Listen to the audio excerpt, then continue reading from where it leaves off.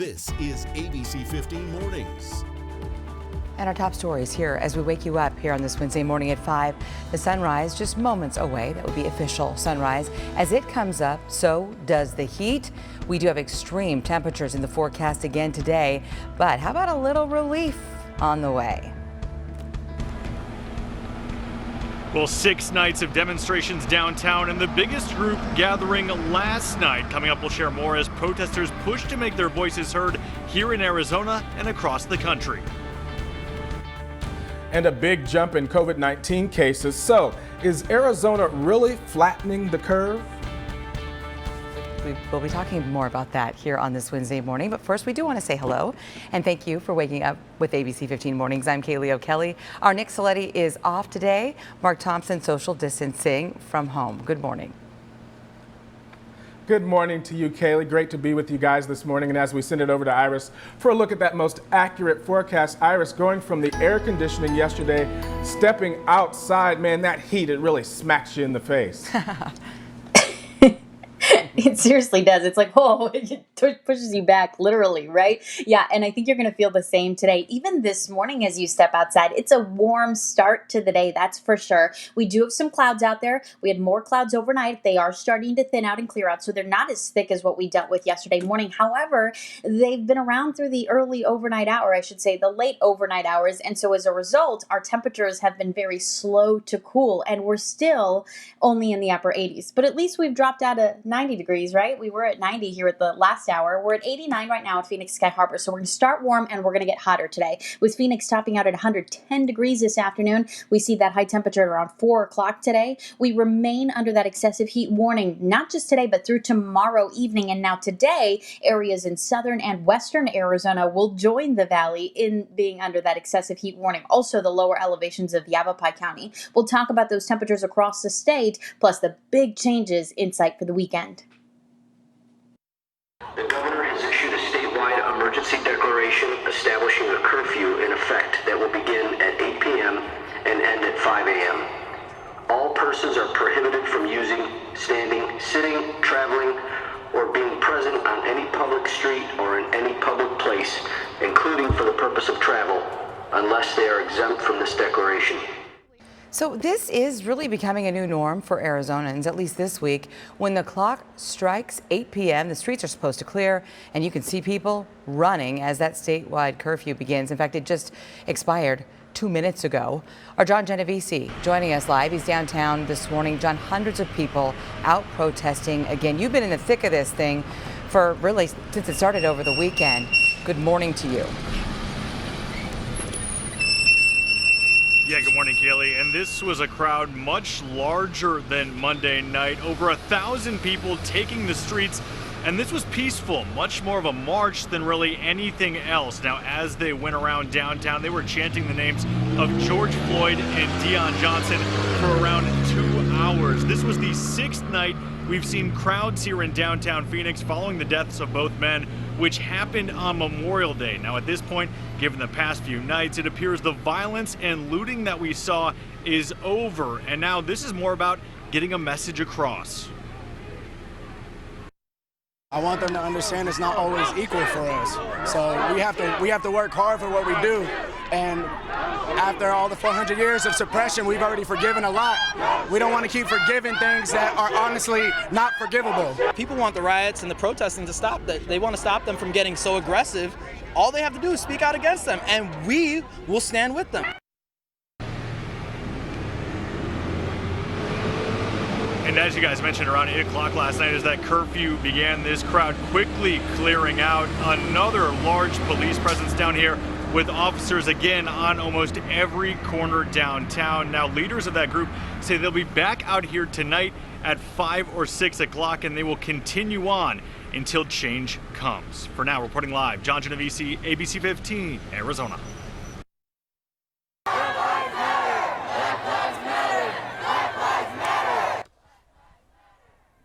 And another gathering, this time religious groups walking in unity towards the state capitol. You can see hundreds of people walking in solidarity. They held a group prayer near the barricades.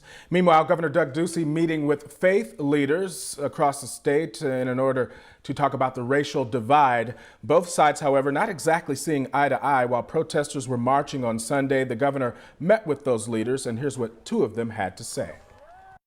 Governor Doug Ducey does suffer from white privilege. The governor was really clear that he believes that racism exists, and he believes racism is a sin. He was not ready to say that racism is systematic or institutionalized. A spokesperson for the governor's office describing the meeting as an honest and frank conversation. Well, all new for you this morning, a closer look at the number of arrests happening across the country. The Associated Press reporting at least 9,300 people have been taken into custody across the country. Here's a look at the protests across the nation here. In Washington, D.C., protesters met with tear gas. A much quieter scene in Boise, Idaho, as large crowds gather there at the Capitol for a candlelight vigil. Protesters in Portland, Oregon, laying down across a bridge, and in Chicago, hundreds gathering for a peaceful protest there.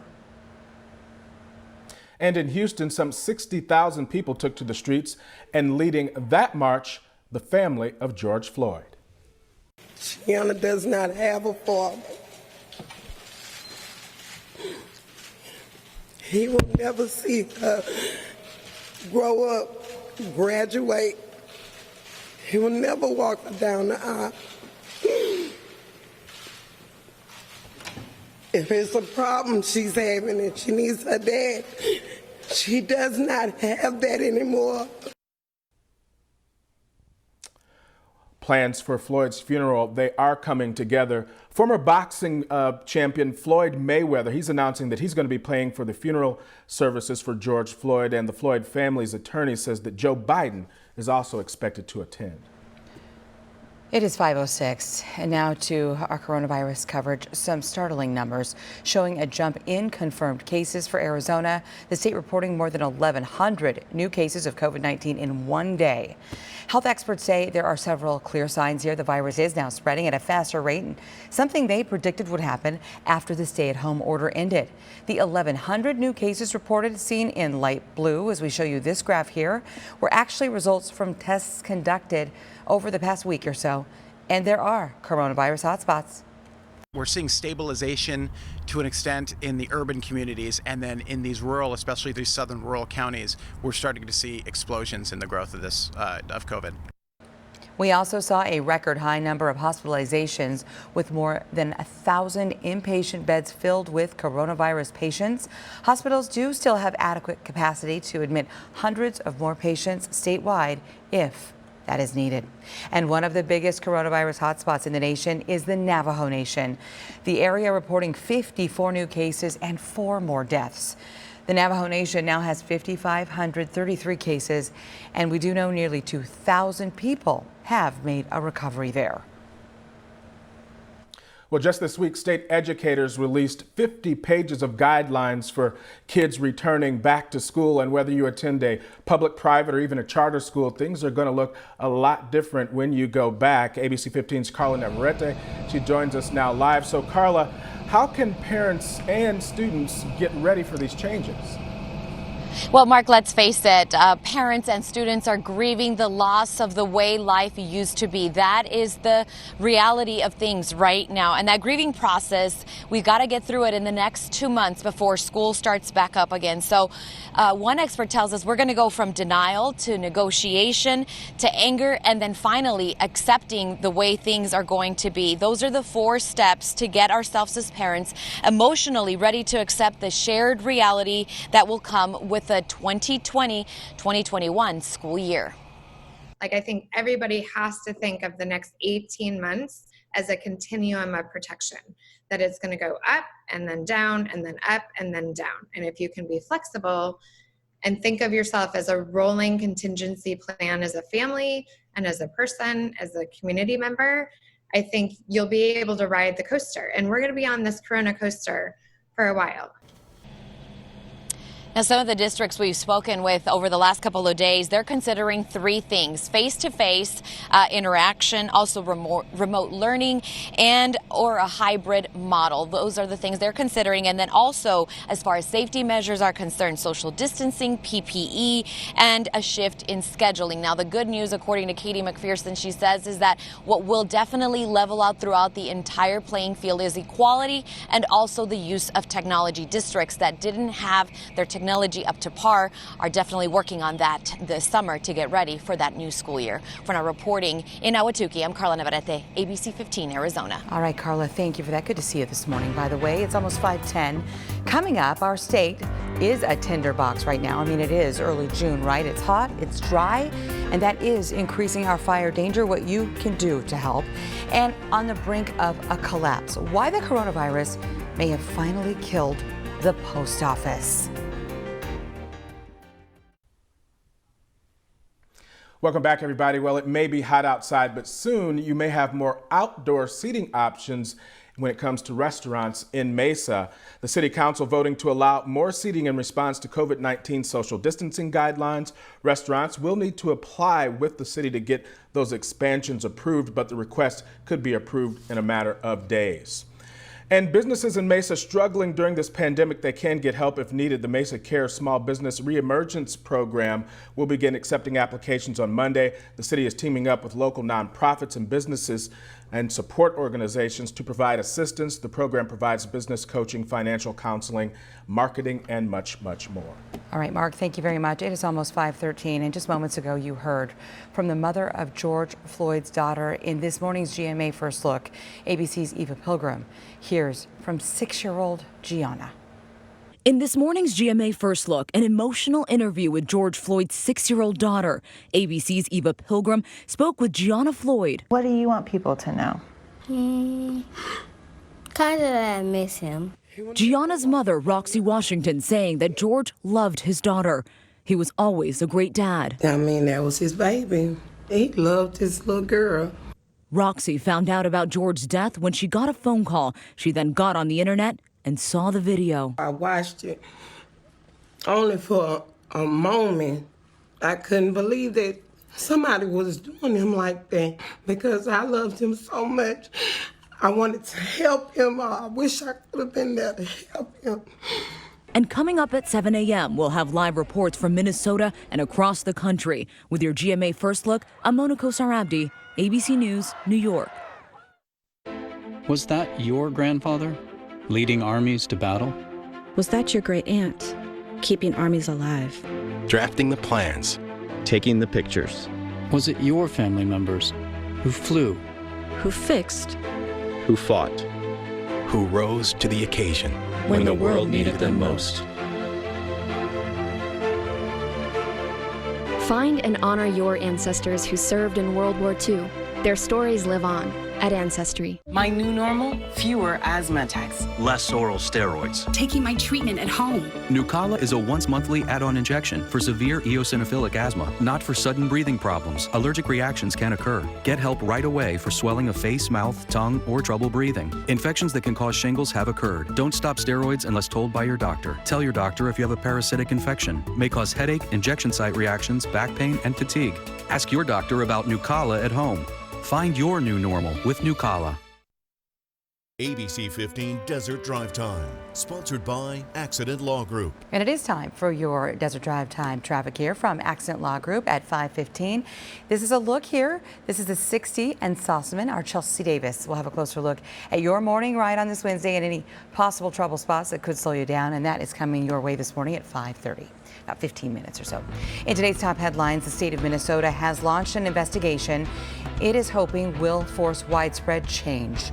The Minneapolis Police Department is now being investigated for civil rights violations after the death of George Floyd.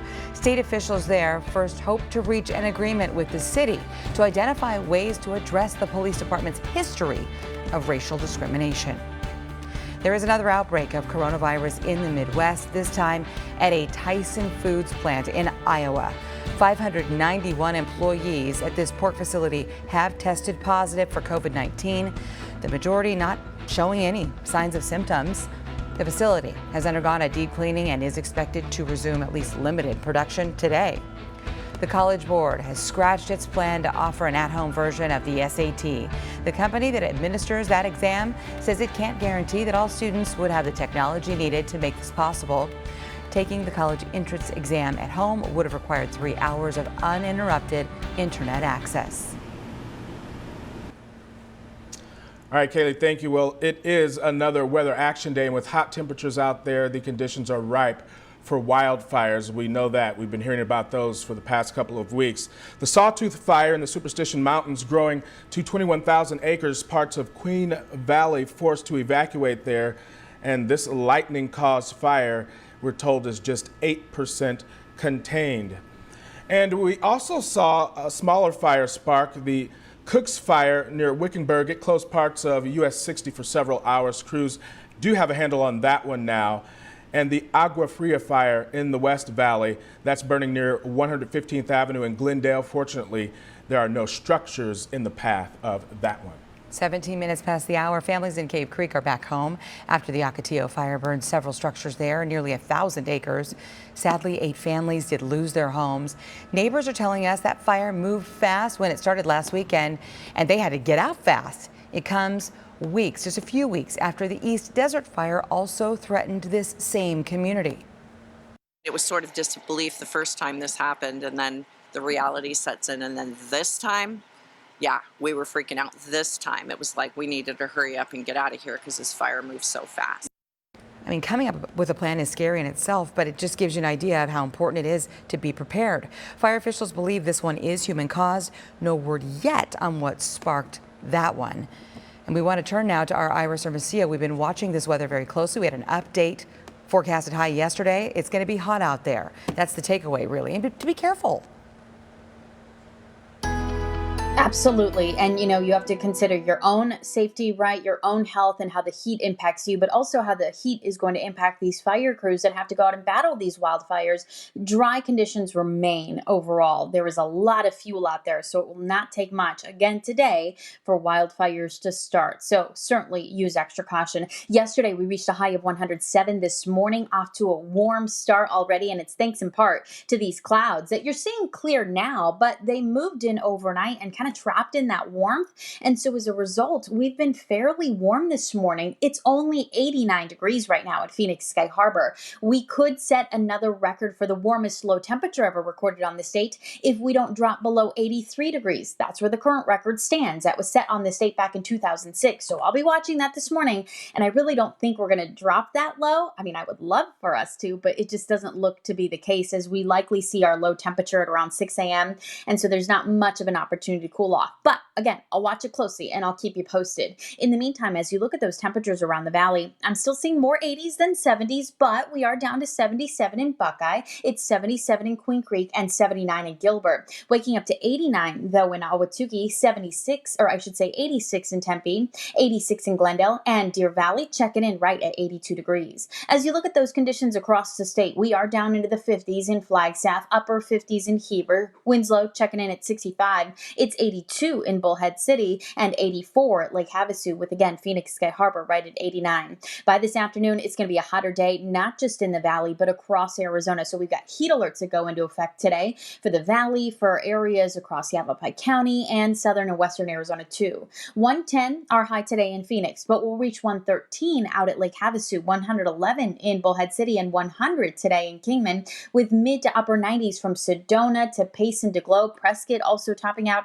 at 95 degrees. As you look at those valley high temperatures, most spots will end up right around 110, but notice spots like Laveen, Goodyear, and Buckeye could bump up a degree to about 111. So here's how the day shapes up and how quickly we'll warm. We'll likely see those 90s by 9 a.m., mid-90s by 10 o'clock, and then I think the hundreds set in Phoenix by around lunchtime, which means we'll likely start to see some of those triple digits in that 11 o'clock hour. So be mindful of that as you plan your day. The triple digits setting in earlier today, and we'll see that high temperature temperature of 110 at around 4 o'clock and still pretty hot as we go through the evening. So there's that excessive heat warning. It's in place for the entire Phoenix metro area through 8 o'clock here tonight. Also some of the higher terrain to our east. And notice some of the lower elevations of Yavapai County now under that heat warning. All of these areas under that heat alert starting today and continuing through tomorrow. As you look at that 7-day forecast, the next couple days will be the hottest, but we've got some big changes Friday, more winds, more clouds, rain chances, and the weekend is going to be much cooler as a result. We're going to talk more about that Friday storm system in just a few minutes.